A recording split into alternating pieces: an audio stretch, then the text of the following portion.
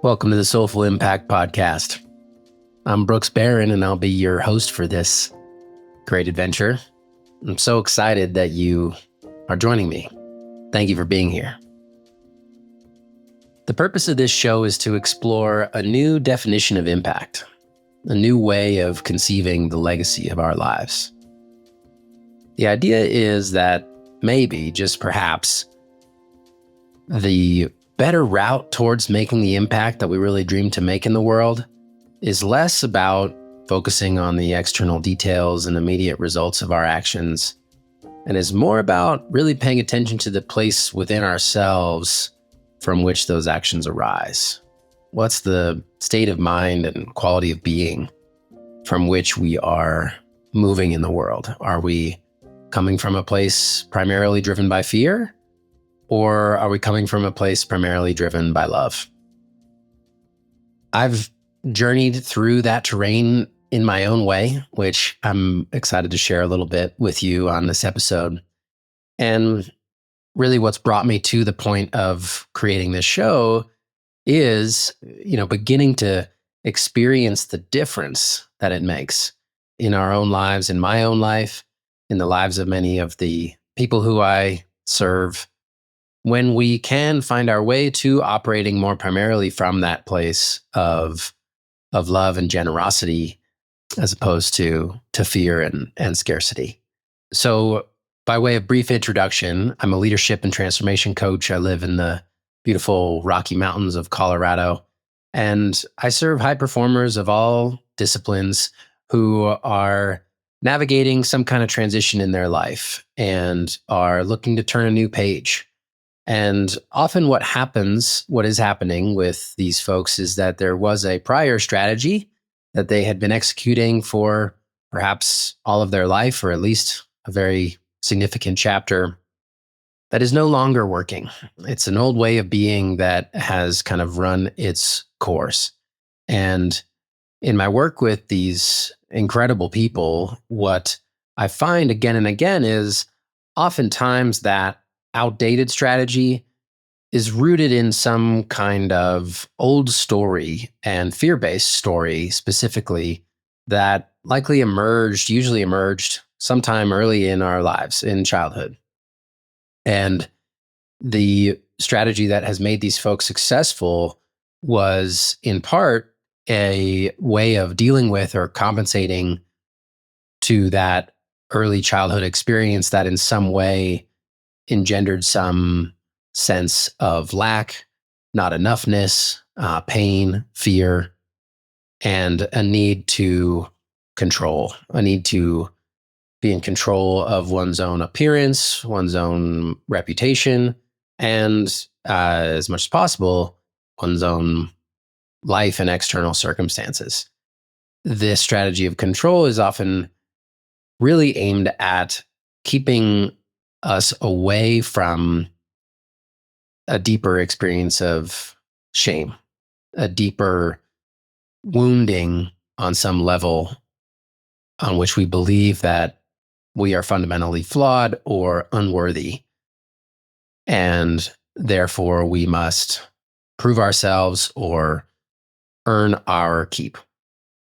This is a very pervasive phenomenon in our culture. I think it's actually underappreciated. I don't think we talk about it nearly as much to the extent as it really operates and drives so many outcomes in our lives and in our world.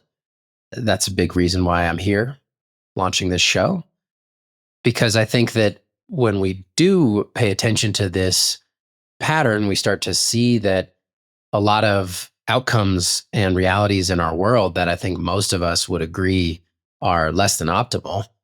Things like environmental degradation, political polarization, violence, global violence, etc., risk of runaway technology, and all those long laundry lists of things that are frankly easy to be scared about in this day and age.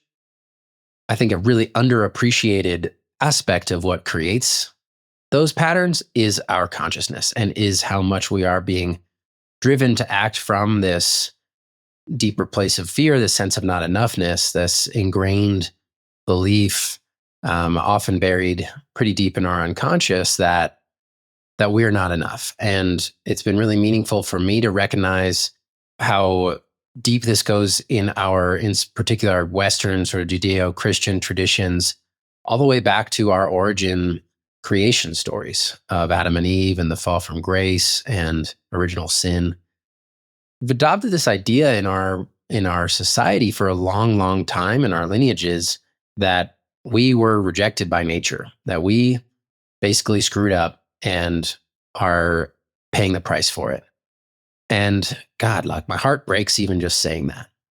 And I think it may be time to write a new story in terms of how we perceive ourselves and the world and how we relate to our own innate worth, our own core worthiness. So here we are. The idea behind Soulful Impact emerges again through my own experience and then through my experience working with many of my clients, that the desire to make a big splash in the world, to make a big difference, to make a positive difference, to save the world, or to just make a lot of money, be successful and achieve certain things.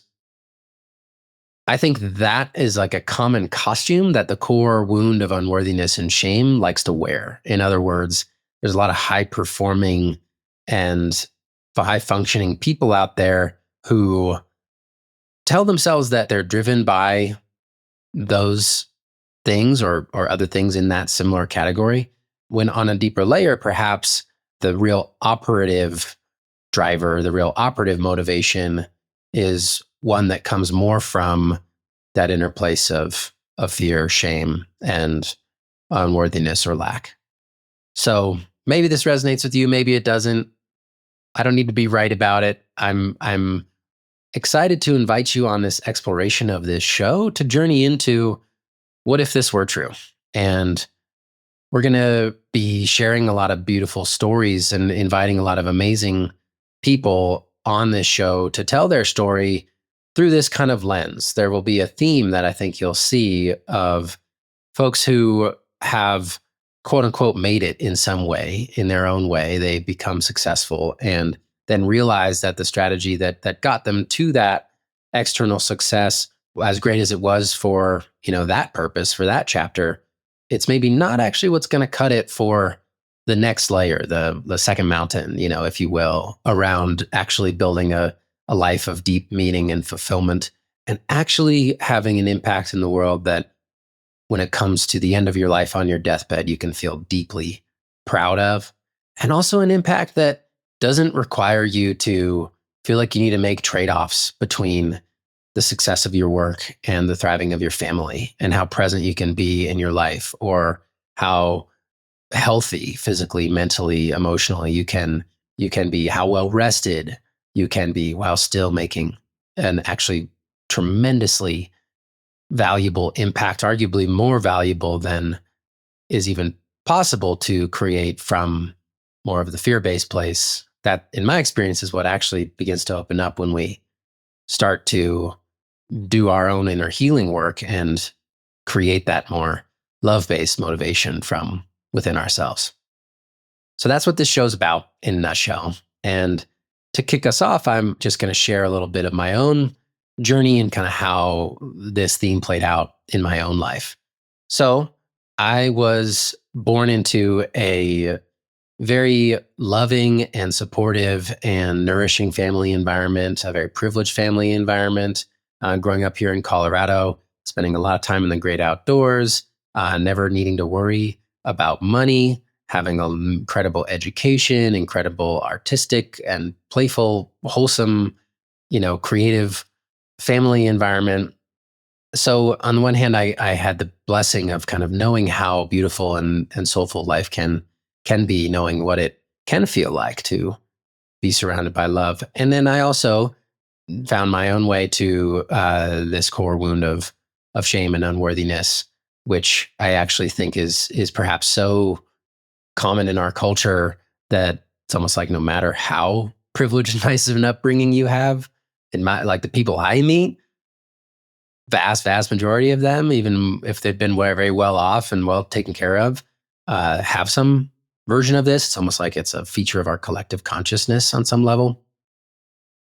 And for me, there are a few memories, that stand out. And when I've done my inquiry into those parts of myself and seen like, where does this like story about shame and unworthiness and not enoughness come from? Like, where did I first get the lesson that some parts of me were acceptable and other parts were not? And the early memory that always really pops for me is when I was in second grade and I wrote some intentionally inappropriate stories in my English class and received a pretty dramatic discipline from all the teachers in my school.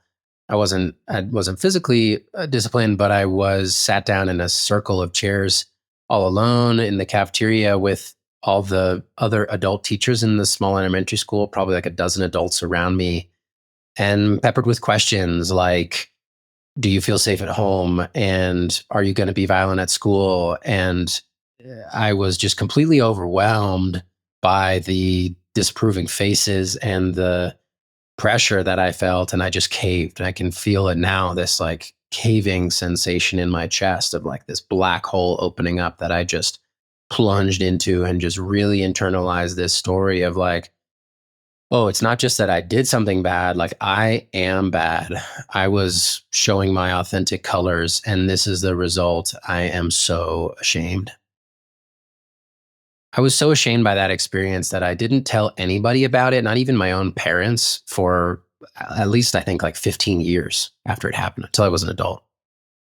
And then, as often happens with these kind of wounds, I have a number of other experiences through my childhood and early adult life where it was like that wound was kind of re traumatized. Some other circumstances happened to kind of poke it again. Another one that comes to mind was being walked in on by my mom in eighth grade when I was masturbating to porn. And that same caving sensation, that same story of it's not okay there's these parts of me that are not acceptable and I just need to suppress them. I need to deny them. I need to pretend they're not there, do everything I can to, avoid them or only let them out in secrecy while presenting on the exterior, as perfect of an image as I can to kind of try to meet what I thought I needed to meet to be loved, to earn approval and love from outside of myself, since clearly there wasn't enough of that inherently within myself. So, yes, so this strategy definitely has its costs. At the same time, it also had and has, for all of us, its benefits. So, like, while I was suppressing those quote unquote bad parts of me, I was also really achieving a lot. And I was valedictorian in my high school, and I got admitted to Princeton for undergrad and was Phi Beta Kappa there at Princeton, and eventually got a prestigious job at a management consulting firm and was admitted to Stanford's MBA program. And it definitely so it like helped me in some ways achieve my dreams and like be wildly successful. And at the same time, it was like I was burning dirty fuel. It was like, because all that, my primary motivation for achieving in those ways was to try to prove myself or prove my worth or like make up for this sense of inherent lack. It was sort of bound to expire at some point. And as I reached my sort of young adult years, the costs of the strategy slowly but surely began to outweigh the benefits. So like I remember, my senior year at Princeton, coming off of a summer in Washington, D.C., where I had gone to try to help pass comprehensive climate change legislation through the US Senate. That was kind of my real passion issue at the time, and how I was dedicated to trying to save the world. And what I can see now, but wasn't as clear then, is what I was really doing was trying to make myself feel okay inside by trying to change the world outside. And in a similar way, I had just come off of a really difficult breakup with an ex-girlfriend, and was crushed by, the sense of losing her approval. And this sent me deep into this shameful and really depressed place.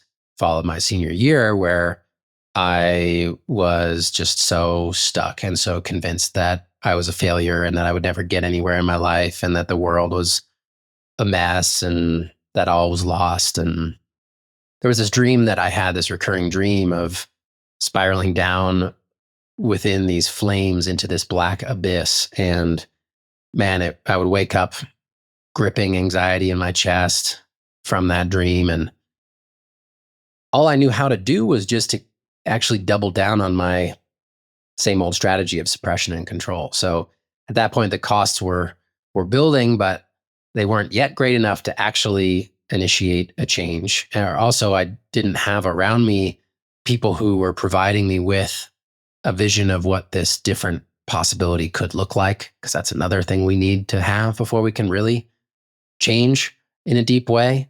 And, from the perspective where I am now, I can see and have some sadness and anger around how that time in my life and that nightmare was actually a great opportunity. There was like a call happening there from the deepest essence of myself, the part of myself I would call my soul, that I can now see was actually maybe even calling me into a sort of flaming death spiral, but one that was really needed and loving, in the sense of it was wanting to destroy and to sort of burn apart the more immature and outdated parts of my ego and personality strategies that were beginning to be so costly. But I didn't have elders or guides around me who could point that out to me at the time. And so I just kept on grinding. And about 4 years later, between my first and second year at Stanford Business School, I got to a point where I kind of fell back into this depression again.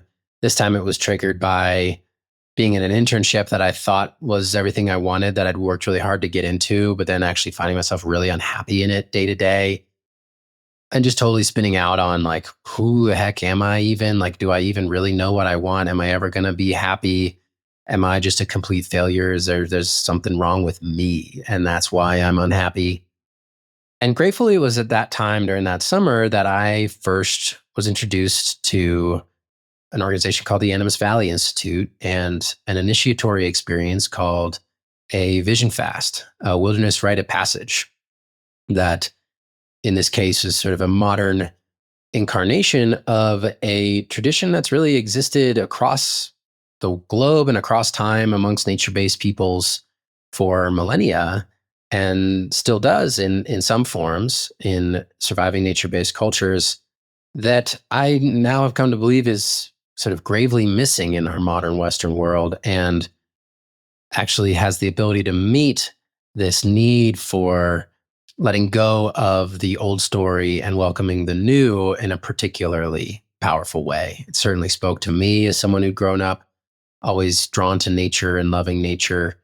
And it was the opportunity that I needed to actually allow myself to loosen up my grip on control, to slow down, and to sort of intentionally, ceremonially put down the old way, put down the old stories, put down the old identity, the old version of myself, and open up to sort of whatever was going to come back. So I really approached this ceremony as a process of death and rebirth, and went into that time on the land and into my wilderness solo of 3 days and 3 nights, fasting from food, solo in the wilderness, as a threshold crossing that would mark the end of the old Brooks.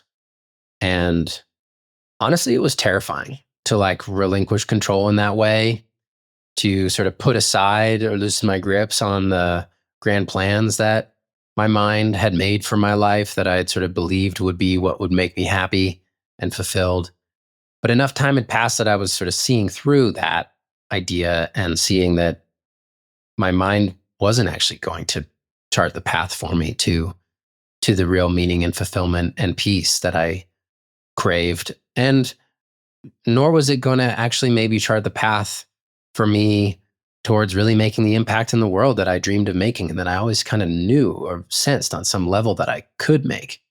I had this internship that had and been really unhappy in was at a solar energy company. And even though I was making a really measurable, quantifiable impact on carbon emissions, I felt so disconnected actually from the deeper magic and deeper truth of the earth and Mother Nature that had drawn me into that issue in the first place. So I was just deeply lost and in need of guidance. And for the first time in my life, I finally sort of surrendered and opened up to the possibility that maybe there is some greater intelligence out there that could guide me. And maybe that would come through Mother Nature. That intelligence maybe could speak through nature or maybe could speak through my own soul. And I was really skillfully guided in that experience to not just open to that possibility, but begin to really deeply experience it. And by the end of that time in the desert on my fast, on my quest, I was a completely changed person. I was like more so than any singular experience in my life, utterly transformed. And it was this type of transformation, though, that wasn't like I became less of myself. It was I became more of myself. I was transformed in the sense of finally dropped into a deeper level of what feels like, immediately felt like, oh, this is the truth of who I really am. And this is the way that I've been wanting to feel. I felt lit up. I felt so alive. I felt so much joy, so much peace, so much radiance, and rooted in this deep sense of acceptance through a lot of the healing work that I'd done on that quest to begin to welcome home these wounded parts of myself and begin to let go of these stories of lack and shame and begin to embrace the fact that like, oh, maybe my life was falling apart because it wasn't actually the way I was really destined to go. And there's a deeper and greater possibility that my soul is calling me into that first requires me to fully let this earlier stage and earlier version of myself totally crumble and dissolve. And when I really allowed it to do that, what emerged was, yeah, this knowing that actually everything I'd ever been searching for was already inside of me. That the idea of unworthiness was just a story, just an idea in my head that had been labeled, kind of attached to some emotional pain, and not actually a lasting truth. Not actually what's really at the core of me when I really go all the way in there. What's really at the core of me when I really go all the way in there is this radiant warmth, this light, this aliveness, this energy, this coursing through my whole body, this groundedness and clarity and sense of direction and purpose and power and love. So I knew immediately, oh, I just have to follow this feeling. I need to just let this feeling guide me. I don't have to figure it all out. I can just do my best to stay connected to this feeling. Let it show me the way. And I don't know how it's going to play out. Like I almost actually couldn't make a plan other than just do my best to follow my feel. Or I can make plans, but I have to know that like ultimately I'm going to just see what happens and let the feeling guide me. It's like a complete phase shift from my prior orientation to life and my prior orientation to work. And it's been quite the journey to integrate that experience. It's almost 10 years out now. And I'd say I'm in many ways still on the path of journey of integrating it. You know, those stories of shame and unworthiness still live in me. I work with them day in and day out.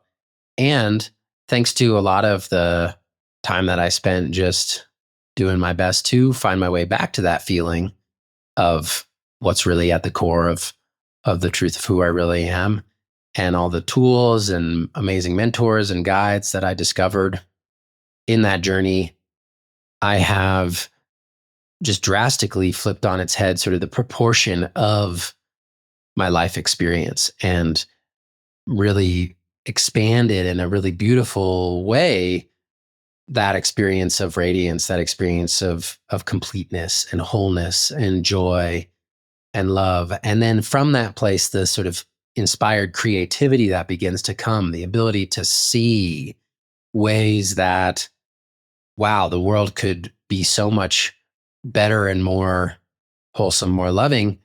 And connecting with that possibility on this, both like from the systems level to the also to the level of individual people, and beginning to guide other people through this journey themselves and finding their own way. I'm just constantly amazed and so inspired by what I see emerging. It's like I can still look out at the world and get really freaked out and scared about what's going on and where we're headed as a species. But more and more, I find myself just so trusting and so inspired by what we humans are really capable of, and more and more dedicated to this journey of evolution, and just noticing the ways that we maybe actually are being guided by this wound in an interesting way, that it calls us into this deeper journey, which then brings us into the kind of alchemical fire and crucible that can kind of mold us into more evolved versions of ourselves. And it's those more evolved versions of ourselves who are the ones who are really capable of creating a more beautiful world, of creating the impact that we seek, of creating a better future. So that brings us back to the present day and this exploration of this podcast. I don't know exactly where this show is going to go, but I'm excited to find out. And what I do know is I'm going to be really pleased and honored to bring in many of my coaches and mentors along the way of my own journey, as well as other explorers on the path and people who I've had the pleasure of guiding for exploratory conversations around what's it like to actually live through that experience in different ways. My hope is that it resonates with you. My hope is that it sparks something maybe deep within you, even just a new sort of question or curiosity, or perhaps a deep lifelong knowing or longing that your soul is ready for you to pay a little more attention. And I'm grateful to you for following along. So please subscribe to this podcast. We'll have a YouTube video channel and also be featured on all the normal great places you find your podcasts. Leave us a review. Send me your feedback. I'd love to hear from you. And yeah, let's make this a co-creative journey. I want to know what's working, what's not, and what questions you have. Like, what are you really interested in when it comes to this new idea of a new definition of impact, a more soulful version of impact? So thanks again for being here, and I will see you in the next episode.